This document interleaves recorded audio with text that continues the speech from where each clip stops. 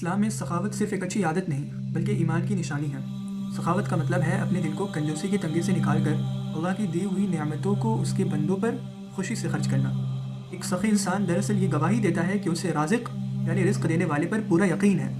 سخاوت سے نفس پاک ہوتا ہے، دنیا میں عزت ملتی ہے اور آخرت میں اللہ کا قرب حاصل ہوتا ہے۔ یہ وہ صفت ہے جو دشمنوں کو بھی دوست بنا دیتی ہے۔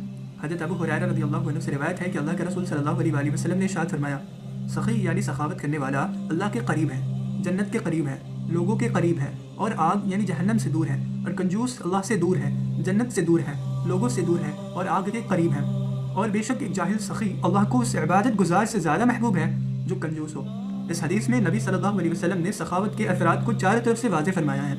ایک سخی انسان صرف پیسے نہیں دیتا بلکہ وہ اللہ کی محبت اور جنت کا ٹکٹ خرید رہا ہوتا ہے۔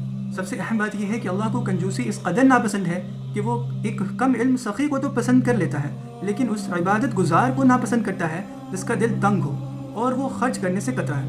نبی کریم صلی اللہ علیہ وآلہ وسلم نے فرمایا کہ ایک شخص ایک میدان میں جا رہا تھا کہ اس نے بادل میں سے ایک آواز سنی، کوئی کہہ رہا تھا فلاں آدمی کے باغ کو پانی دو۔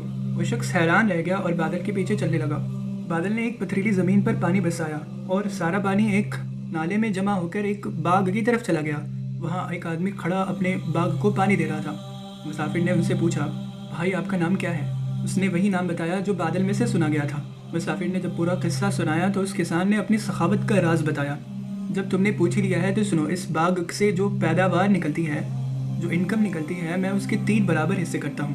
1/3 حصہ میں اللہ کی راہ میں صدقہ کر دیتا ہوں، 1/3 حصہ میں اور میرے گھر والے کھاتے ہیں، اور باقی 1/3 حصہ میں دوبارہ باغ میں انویسٹمنٹ کے لیے لگا دیتا ہوں۔ اس پورے واقعے کا خلاصہ یہ ہے کہ سخاوت کا تعلق مال کی زیادتی سے نہیں بلکہ اللہ پر توکل سے ہے۔ دوسری چیز یہ کہ جو اللہ کے لیے خرچ کرتا ہے اللہ اس کے لیے آسمان سے نظام چلاتا ہے، جیسے اس کسان کے لیے بادل بھیجا گیا۔ تیسری چیز یہ کہ دینے سے مال میں کمی نہیں آتی بلکہ اس میں ایسی برکت آتی ہے جو انسانی عقل سے باہر ہے۔ چوتھی یہ کہ نجات حاصل ہوتی ہے۔ سخاوت جہنم سے بچنے اور اللہ کے محبوب بندوں میں شامل ہونے کا سب سے آسان راستہ ہے۔